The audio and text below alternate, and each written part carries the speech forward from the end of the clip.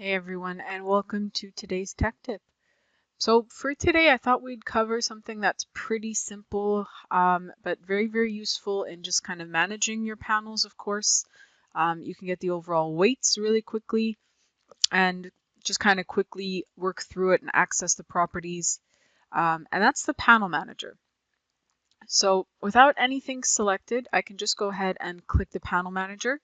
I'll just preface by saying that if you do have hundreds and hundreds of panels in the project, it might take a little long to load, which is why we have this just initial warning to let you know that it might take a few minutes just to load up. But you can see here I've got about 157 panels just on this level, and it's not going to take too long to open up the panel manager. So it's really for very heavy projects that it might take a few minutes.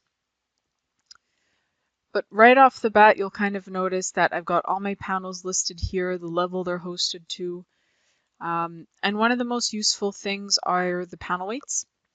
So assuming you are using families with the built-in weights to them, as long as you're having that family and you're using one of our families, even with the built-in weight parameters, then you really won't have any issues. It just looks for this parameter, and that's how we're able to tabulate the weight for all of the panels. So using that and the reported length, you'll be able to get everything kind of listed with just the panel ID, again, the level it's hosted to. If you are using positioning as well, it is something that'll appear in this column off to the side. So at least if you do have panels that are identical, you can kind of quickly scan through them and see which positioning ID is associated to which panel ID. You saw earlier, I could also kind of just click and it'll highlight the panels throughout the building. Also a handy little isolation tool.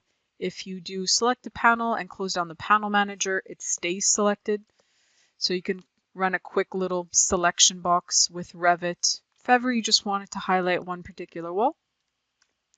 So that's another nice little thing I'll use the panel manager for, just to be able to highlight and kind of go panel by panel. But besides that, you do have these buttons up here where you can kind of quickly access the panel's properties. You can delete panels from here as well.